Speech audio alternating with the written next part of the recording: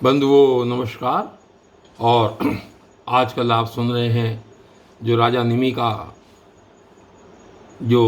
निमि ने वार्तालाप किया था, जो संवाद था 9 योगेश्वरों के साथ, और उन्होंने अलग अलग योगेश्वर ने अपनी अलग अलग बातें बताई। और इस समय आप जो माया क्या चीज़ है, माया से पार होने के उपाय क्या हैं, ये सब चीज़ आपने कल की वीडियो में सुनी है। और आज आपके सामने वही अध्याय आगे चल रहा है जिसमें ब्रह्म और कर्म योग के निरूपण के विषय में बताया गया है। तो आप चलिए शुरू करते हैं। आप जितना कल सुन चुके थे उससे आगे यहाँ पर कि राजा निमि ने पूछा कि महर्षियों, आप लोग परमात्मा का वास्तविक स्वरूप जानने वालों में सर्वश्रेष्ठ हैं, इसलिए मुझे यह बतलाइए कि जिस पर ब्रह्म परमात्मा का नारायण नाम से वर्णन किया जाता है उसका स्वरूप क्या है। अब 5वें जो योगेश्वर हैं पिप्पलायन जी, उन्होंने कहा, अभी तक 4 जो योगेश्वर हैं वो अपनी अपनी बातें कह चुके हैं और अब उनकी बात का जवाब 5वें योगेश्वर दे रहे हैं। और वो कहते हैं कि राजन, जो इस संसार की उत्पत्ति, स्थिति और प्रलय का निमित्त कारण और उपादान कारण दोनों ही है, बनने वाला भी है और बनाने वाला भी, परंतु स्वयं कारण रहित है, जो स्वप्न, जागृत और सुषुप्ति अवस्थाओं में उनके साक्षी के रूप में विद्यमान रहता है और उनके अतिरिक्त समाधि में भी ज्यों का त्यों एक रस रहता है, जिसकी सत्ता से ही सत्तावान होकर शरीर, इंद्रिय, प्राण और अंतःकरण अपना अपना काम करने में समर्थ होते हैं। उसी परम सत्य वस्तु को आप नारायण समझिए। और इसके बाद कहते हैं कि जैसे चिंगारियाँ न तो अग्नि को प्रकाशित ही कर सकती हैं और न जला ही सकती हैं, वैसे ही उस परम तत्व में आत्मस्वरूप में न तो मन की गति है और न वाणी की, नेत्र उसे देख नहीं सकते और बुद्धि सोच नहीं सकती, प्राण और इंद्रिया तो उसके पास तक नहीं पटक पाती, नेति नेति इत्यादि श्रुतियों के शब्द भी वह यह है इस रूप में उसका वर्णन नहीं करते, बल्कि उसको बोध कराने वाले जितने भी साधन हैं उनको उनका निषेध करके तात्पर्य रूप से अपना मूल यानी कि निषेध का मूल लक्षित करा देते हैं। क्योंकि यदि निषेध के आधार की आत्मा की सत्ता न हो तो निषेध कौन कर रहा है, निषेध की वृत्ति किस में है, इन प्रश्नों का कोई उत्तर ही न रहे, निषेध की ही सिद्धि न हो। जब सृष्टि नहीं थी तब केवल एक वही था। सृष्टि का निरूपण करने के लिए उसी को त्रिगुण यानी कि सत्व, रज और तम मई प्रकृति कहकर वर्णन किया गया। फिर उसी को ज्ञान प्रधान होने से, महतत्व क्रिया प्रधान होने से सूत्रात्मा और जीव की उपाधि होने से अहंकार के रूप में वर्णन किया गया। वास्तव में जितनी भी शक्तियाँ हैं, चाहे वे इंद्रियों के अधिष्ठात्र देवताओं के रूप में हों, चाहे इंद्रियों के उनके विषयों के अथवा विषयों के प्रकाश के रूप में, सब का सब वह ब्रह्म ही है। क्योंकि ब्रह्म की शक्ति अनंत है। कहाँ तक कहूँ, जो कुछ दृश्य, अदृश्य, कार्य, कारण, सत्य और असत्य है, सब कुछ ब्रह्म है। इनसे परे जो कुछ है वह भी ब्रह्म ही है। वह ब्रह्म स्वरूप आत्मा न तो कभी जन्म लेता है और न मरता है, वह न तो बढ़ता है और न घटता ही है।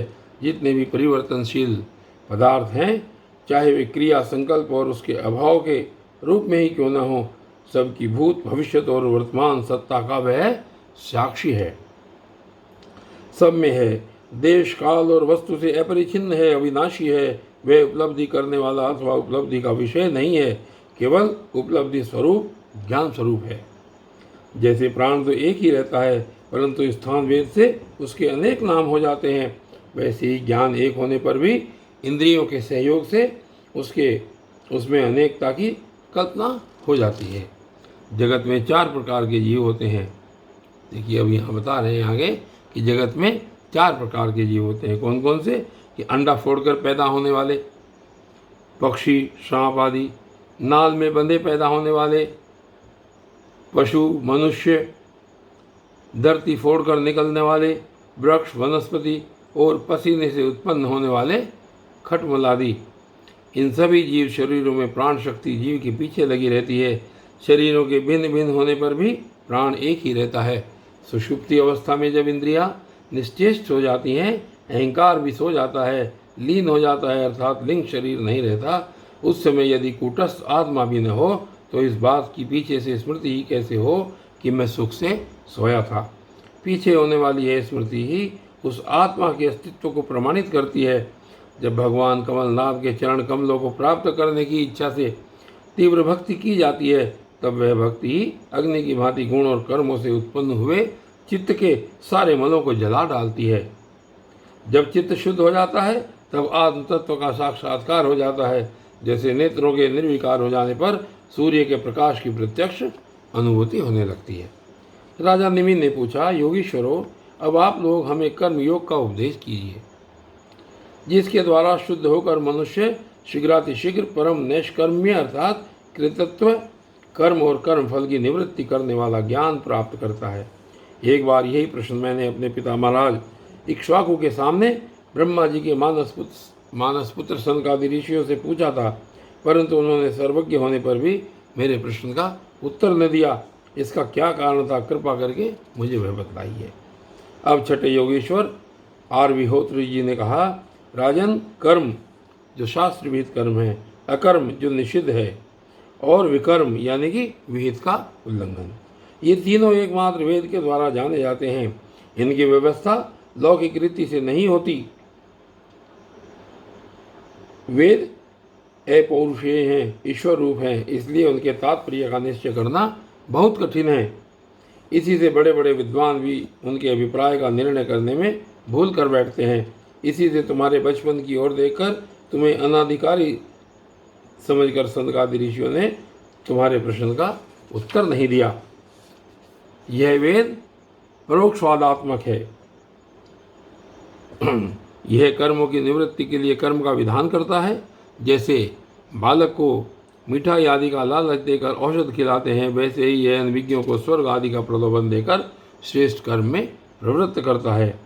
जिसका ज्ञान निवृत्त नहीं हुआ है, जिसकी इंद्रियां वश में नहीं है, वह यदि मनमाने ढंग से वेदोक्त कर्मों का परित्याग कर देता है तो वह विहित कर्मों का आचरण न करने के कारण विकर्म रूप अधर्म ही करता है। इसलिए वह मृत्यु के बाद फिर मृत्यु को प्राप्त होता है।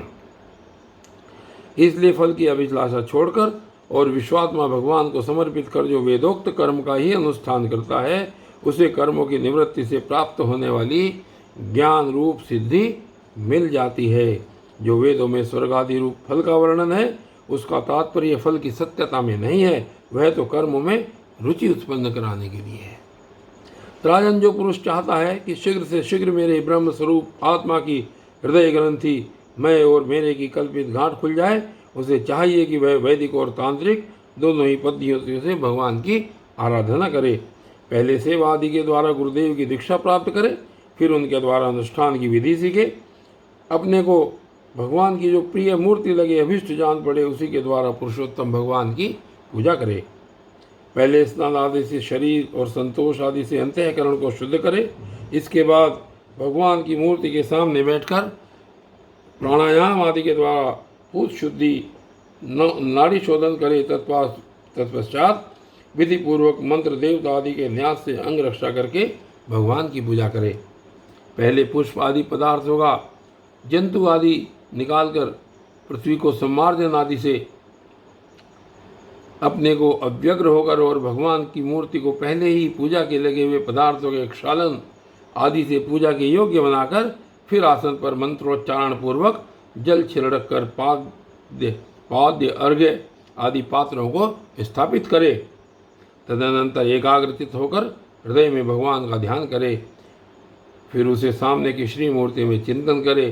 तदनंतर हृदय शीर्षिखा हृदयाय नमः शीर्षे स्वाहा इत्यादि मंत्रों से न्यास करे और अपने इष्ट देव के मूल मंत्र के द्वारा देश काल आदि के अनुकूल प्राप्त पूजा सामग्री से प्रतिमा आदि में अथवा हृदय में भगवान की पूजा करे।